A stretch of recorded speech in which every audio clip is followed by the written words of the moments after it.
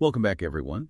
Thank you all for joining us for another look at the strange and mysterious. If you haven't already, be sure to subscribe to our podcast and give us a like. And tonight we're taking a look at haunted England, ghost stories and legends. England, with its ancient history and countless tales of the unexplained, it's a place where the past seems to linger, where the line between the living and the dead can feel incredibly thin.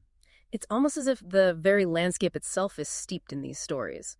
Every ancient stone, every creaking floorboard, seems to whisper with the echoes of those who came before. Let's start our journey at the Ram Inn, one of the oldest and most haunted inns in England. Built in 1145, this place has seen it all. What strikes me is the sheer variety of paranormal activity reported there. We're talking satanic rituals, mysterious deaths, exorcisms. It's like a greatest hits of paranormal phenomena. What's interesting is how these stories often build upon each other, creating layers of history and mystery. Take the story of Reverend John Wesley's portrait. The mere act of placing his portrait in the inn seemed to trigger a wave of paranormal activity. The temperature change, dogs refused to go near the portrait, and guests reported feeling an overwhelming sense of unease. And those guest experiences are truly chilling. Imagine being pushed while sitting in a chair, feeling unseen hands touching you, or hearing disembodied voices whispering your name. I don't know about you, but I'd be sleeping with the lights on. But it's not just the guests who have been affected. Clergymen who attempted to exorcise the inn described it as the most unpleasant place they'd ever encountered. That speaks volumes considering they dedicate their lives to dealing with the supernatural. It really makes you wonder what kind of energy is trapped within those walls. Speaking of tragic events, our next stop takes us to Board Rectory, a place marked by a forbidden love story that ended in a horrific tragedy. In the 13th century, a monk and a local woman fell deeply in love. Their desire for freedom led them to attempt an escape from the monastery, but their plans were tragically thwarted. The punishment for their transgression was brutal. The monk was flogged mercilessly, the woman buried alive, and the coachman who aided their escape was beheaded. Their love story ended not with a happily ever after, but with a gruesome and untimely demise. And what's particularly fascinating is that the paranormal activity at Board Rectory didn't begin immediately after these events. It was as if the tragedy lay dormant for centuries, waiting for the right moment to resurface. The first reports of hauntings began in the 1920s, and they escalated quickly. People reported hearing ringing bells when there were no bells to be found, seeing the ghostly figure of a nun roaming the halls, and even hearing the phantom sounds of a coach and horses. In one particularly chilling incident, a guest was reportedly pushed onto a bed and nearly suffocated by the ghostly nun. It's as if the spirits of those who suffered were trying to make their presence known. The story takes another tragic turn in 1939 when a fire ravaged the building. Amidst the ashes, the skeletal remains of a woman were discovered, believed to be the nun who had been buried alive centuries earlier. It's a stark reminder of how the past can literally come back to haunt us. And the creepiest part is that the nun is said to reappear every year on July 28th, the anniversary of her death, retracing her final steps. If you're ever in the area, I'd suggest steering clear of Board Rectory on that particular day. Our next destination is a place that sends shivers down my spine, even just thinking about it. Hellingly Hospital. An abandoned mental asylum shrouded in mystery and unsettling tales. It's interesting how the setting itself can contribute to the feeling of unease. Hellingly is situated in a beautiful, peaceful area surrounded by woodlands and nature. But that serenity only seems to amplify the sense of dread that permeates the abandoned hospital. It's as if the contrast between the peaceful surroundings and the alleged suffering that occurred within those walls creates a jarring dissonance, a sense of something being profoundly out of balance. While we don't have documented accounts of torture taking place at Hellingly, the energy there is palpable. Visitors often report feeling a lingering sense of pain and agony, as though the very walls are saturated with the suffering of those who are confined there. It's not a place I'd want to spend much time in, that's for sure. No. Let's switch gears and head to a place where history and horror intertwine, Bleeding Heart Yard in London. This place gets its name from a particularly gruesome murder that occurred in the 17th century. Lady Hatton, a young woman known for her beauty and charm, was attending a winter ball at her family's residence. She was swept off her feet quite literally by a mysterious and handsome stranger who asked her to dance. Their waltz took them through the garden doors and out of sight of the other guests, and that was the last time anyone saw Lady Hatton alive. The following morning, a horrifying discovery was made in the yard. Lady Hatton's body was found dismembered, her heart unbelievably still beating. The scene was so gruesome, so shocking, that the yard was forever dubbed Bleeding Heart Yard. The identity of the murderer remains a mystery, though some whisper that her dancing partner was the devil himself, adding a supernatural twist to an already horrific crime. Speaking of places steeped in history and spectral tales, we can't overlook York, a city that boasts over 500 reported ghost sightings. Some even call it the most haunted city in Europe. What makes York so unique is its layered history. It's been a Roman settlement, a Viking stronghold, and a medieval city. Each era leaving its own mark, its own stories, its own ghosts. Take, for example, the Treasurer's House, a grand building with a history that dates back to Roman times. It's said to be haunted by a legion of Roman soldiers who marched through the house as though it were their own. Visitors have reported seeing these spectral soldiers, hearing their footsteps, and feeling a sudden chill as they pass. Then there's the Golden Fleece Pub, one of the oldest pubs in York. This place is practically overflowing with ghostly residents. There's the old man who used to be the landlord, known for his gruff demeanor and penchant for kicking out unruly patrons. He's still seen around the pub, scowling at guests and rattling glasses. Another resident is a young man who was murdered in the pub after robbing some patrons. His restless spirit is said to roam the upper floors, searching for peace he cannot find. And then there's the Lady in White, a more benevolent presence, who's been seen smiling at guests and even walking through walls. The sheer variety of ghosts at the Golden Fleece is a microcosm of York's haunted landscape. It's a city where the past is never truly past, where the veil between the worlds seems to thin, allowing glimpses of the other side. Now let's venture outside the city walls and into the countryside, where we encounter a tale of witchcraft and petrification, the story of the Witch of Walkington. What's particularly fascinating about this story is how it reflects the fears and superstitions of its time. This woman lived a solitary life in the caves of Walkington with only her dog and goats for company. But her isolation, coupled with her knowledge of herbs and healing, led the villagers to view her with suspicion and fear. When misfortune struck the village, she was quickly blamed and labeled a witch. Fear often leads to irrationality, and in this case, it led the villagers to seek out Father Bernard, a renowned exorcist, to deal with the perceived threat. Father Bernard's encounter with the woman in the cave is where the story takes a truly bizarre turn. He found her stirring a cauldron chanting, and when he confronted her, she ran deeper into the caves, hurling curses at him. Determined to stop her, Father Bernard pursued her, throwing holy water and chanting prayers.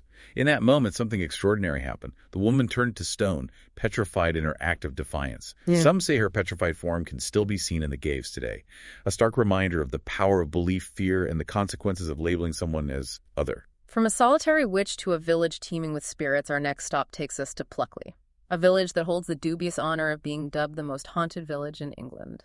With up to 36 reported ghosts roaming its streets and lanes, Pluckley is not for the faint of heart. One of the most chilling locations in Pluckley is St. Nicholas Church and its ancient graveyard. It's here that we encounter the story of the Red Lady, a tragic figure whose story has been passed down through generations. The Red Lady is said to have been a noblewoman who met an untimely end. The details of her demise are shrouded in mystery, but the circumstances of her burial are particularly eerie. She was buried in not one, but 7 lead coffins, one inside the other.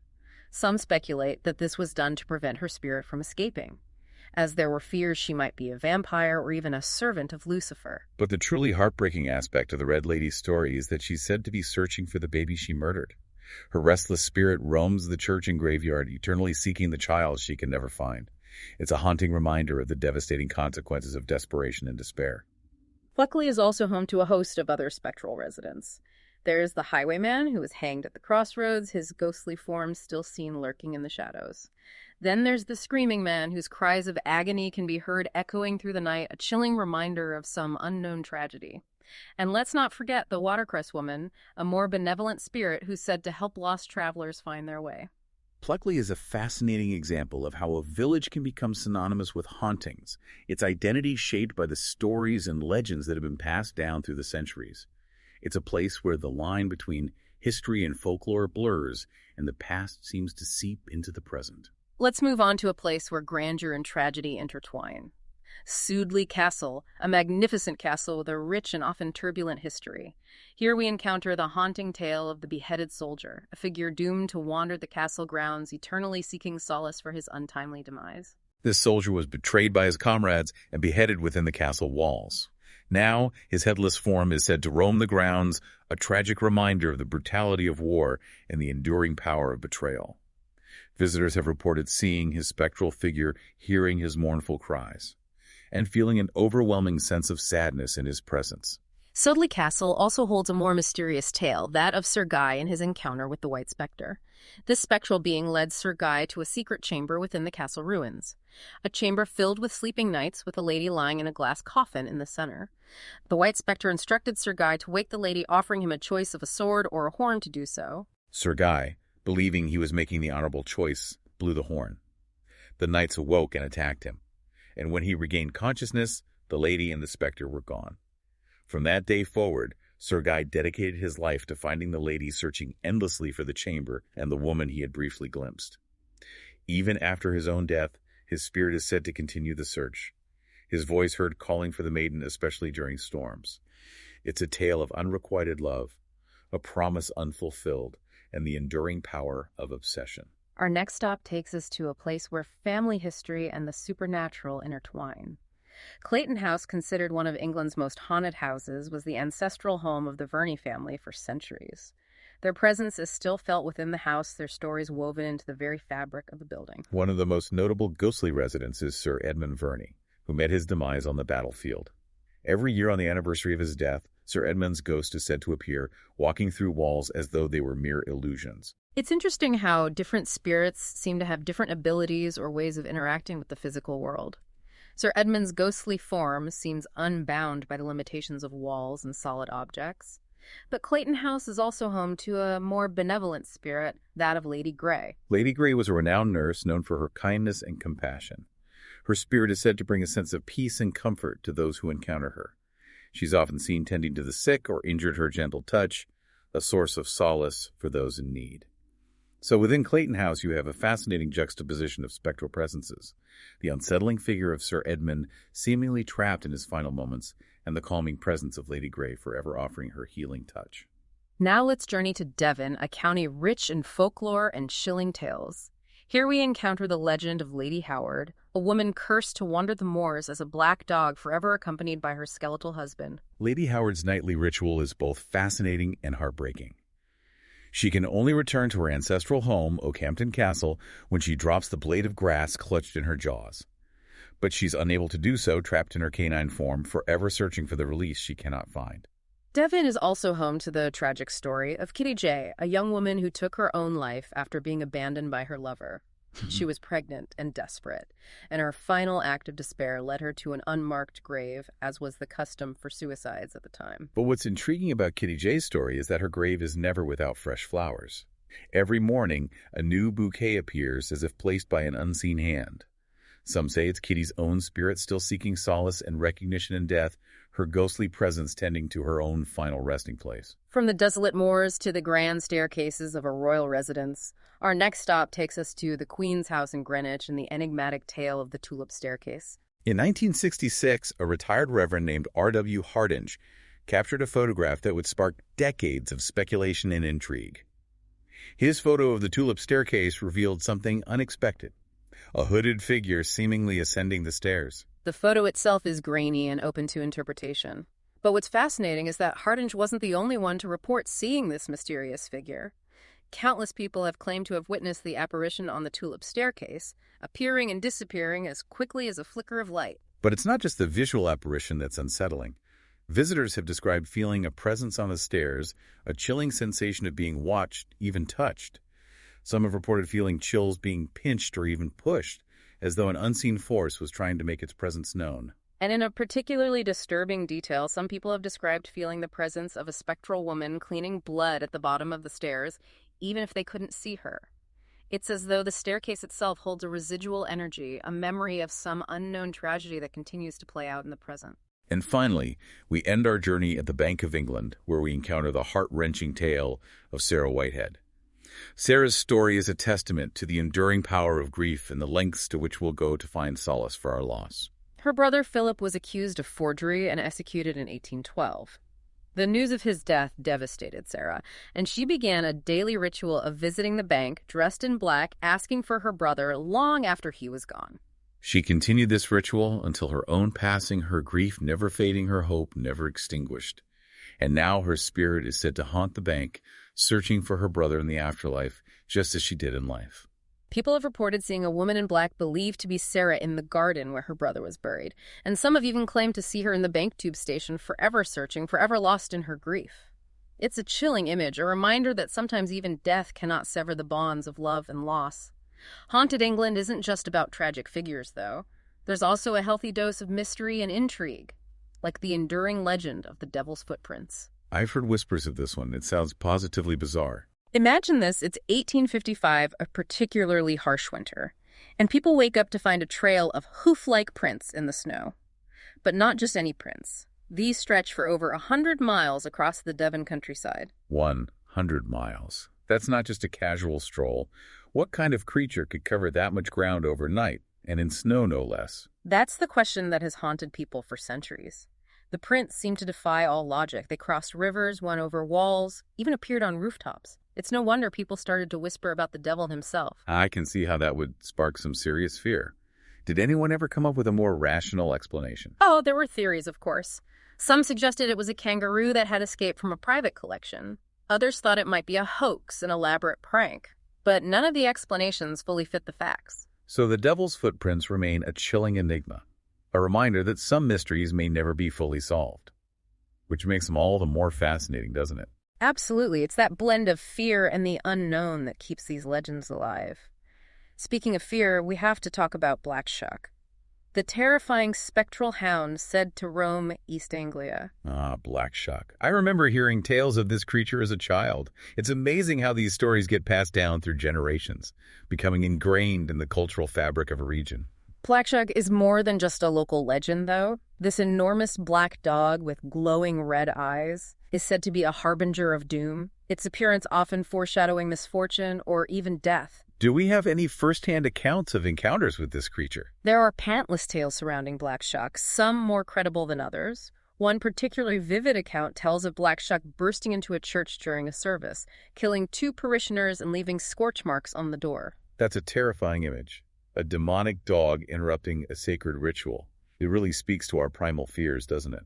Exactly. Whether Black Shuck is a demonic entity, a guardian spirit, or something else entirely, its legend continues to captivate and terrify. And it's not the only creature lurking in the shadows of English folklore. Have you heard of Spring-Heeled Jack? The name rings a bell, but refresh my memory. Imagine this London 1830s, and people start reporting encounters with a shadowy figure who can leap incredible heights. He breathes blue flames, has claws, and glowing red eyes.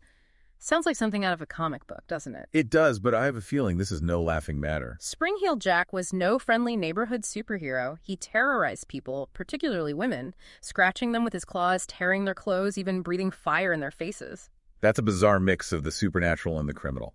What was his motive? Was he simply a sadist, or was there something more to his reign of terror? That's a question that has puzzled historians and paranormal investigators alike. Some believe he was a real person with a strange affliction, or perhaps a penchant for elaborate pranks. Others see him as a manifestation of societal anxieties, a symbol of the darkness lurking beneath the veneer of Victorian society. Whatever his origin, Spring-Heeled Jack remains a fascinating and unsettling figure.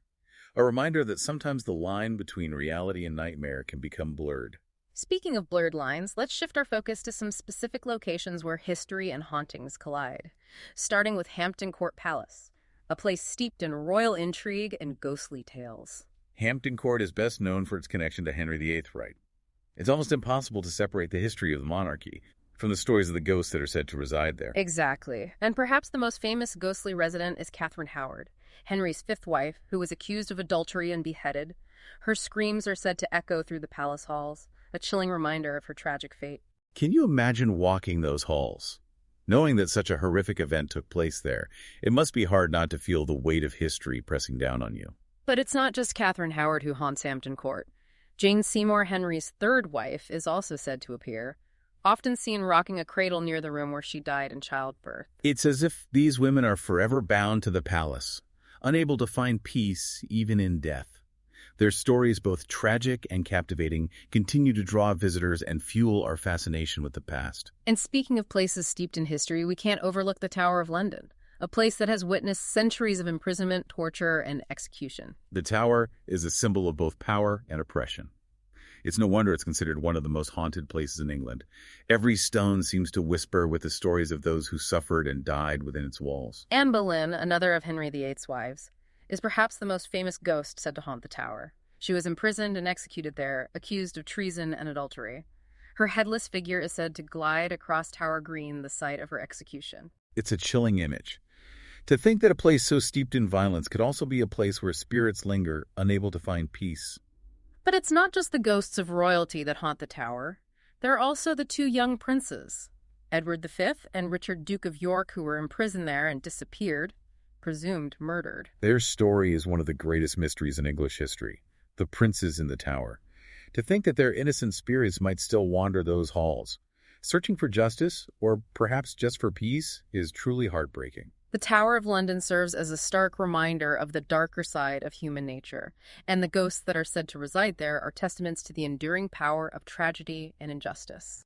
Let's venture north now to Edinburgh, Scotland, a city that rivals York in terms of its ghostly reputation. Edinburgh Castle, perched atop an extinct volcano, is said to be teeming with spirits. Edinburgh Castle has a rich history spanning centuries of battles, sieges, and royal intrigue. It's like a layered cake of history, and each layer seems to have its own ghostly inhabitants. One of the most chilling tales is that of the Lone Piper. A young boy was sent into the castle's tunnels to explore. He played his bagpipes as he went, but the music suddenly stopped. Search parties were sent in, but the boy was never found. Some say his ghostly bagpipes can still be heard echoing through the tunnels, a mournful reminder of his fate. It's a story that captures the imagination. A young boy lost in the darkness. His music silenced his spirit, forever trapped within the castle walls. And then there's Greyfriars Kirkyard, a graveyard known for its atmospheric beauty and its connection to the infamous Mackenzie poltergeist. This poltergeist is said to be the spirit of George Mackenzie, a 17th century lawyer known for his persecution of Covenanters. His tomb was disturbed in the 1990s, and ever since there have been reports of violent poltergeist activity. People have been scratched, pushed, even knocked unconscious. It's considered one of the most active poltergeist sites in the world, drawing in paranormal investigators and thrill seekers alike. It's a reminder that sometimes disturbing the past can have unintended and unsettling consequences. Speaking of unsettling, let's move from graveyards to theaters. The Theatre Royal Drury Lane in London is said to be one of the most haunted theaters in the world. The Theatre Royal is steeped in theatrical history with a legacy that dates back centuries. And like any good theater, it has its share of drama, both on stage and off. The most famous ghost said to haunt the Theatre Royal is the man in gray. He's described as a nobleman from the 18th century, dressed in a powdered wig and a gray suit. But unlike some of the more malevolent spirits we've encountered, the man in gray is said to be a benevolent presence. He's often seen by actors before they go on stage, as if offering them encouragement or perhaps a bit of ghostly stage direction. Some believe he's the spirit of an actor who died in the theater, forever bound to the place he loved. It's a testament to the enduring power of performance, and the idea that the show must always go on, even in the afterlife. And finally, we circle back to a location we visited earlier. But this time we'll delve a little deeper into its sinister history. The Ancient Ram Inn, a place where history and the paranormal collide in a truly unsettling way. We talked about the Ram Inn's reputation for hauntings, but what makes this place so unique is its layered history.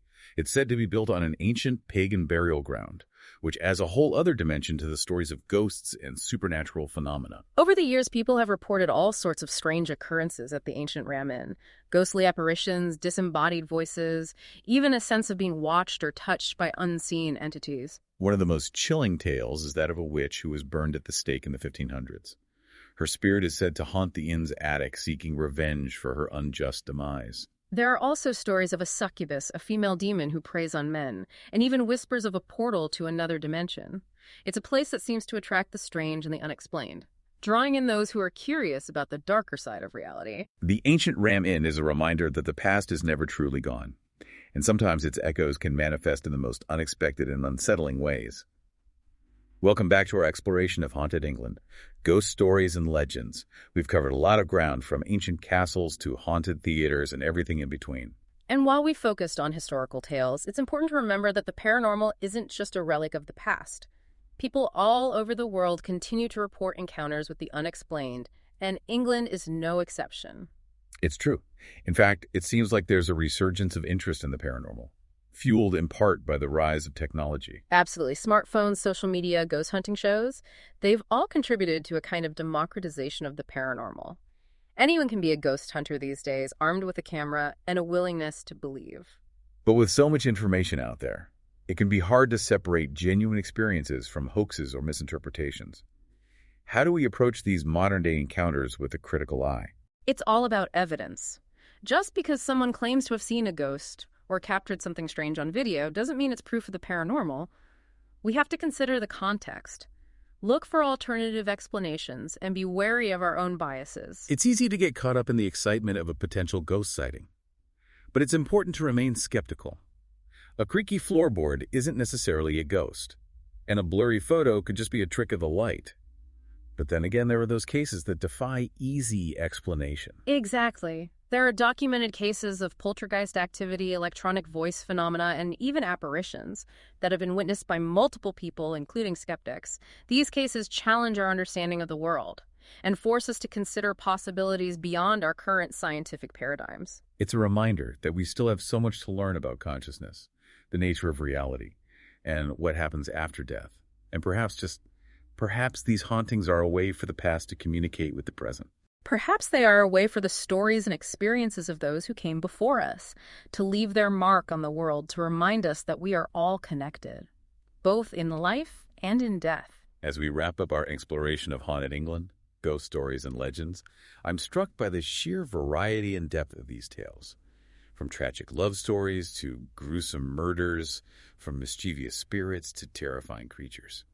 England's haunted landscape is a reflection of its rich and often turbulent history. These stories, whether you believe in them or not, tap into something deep within us, a fascination with the unknown, a desire to connect with something beyond the ordinary. They remind us that there are still mysteries in the world, things we may never fully understand. And that's part of what makes them so compelling, the not knowing the possibility that there might be more to reality than meets the eye. Before we go, we want to thank you all again for listening. We hope you enjoyed this journey into the world of haunted England. If you haven't already, be sure to subscribe to our podcast for more explorations of the strange and mysterious. And until next time, keep those lights on and those minds open.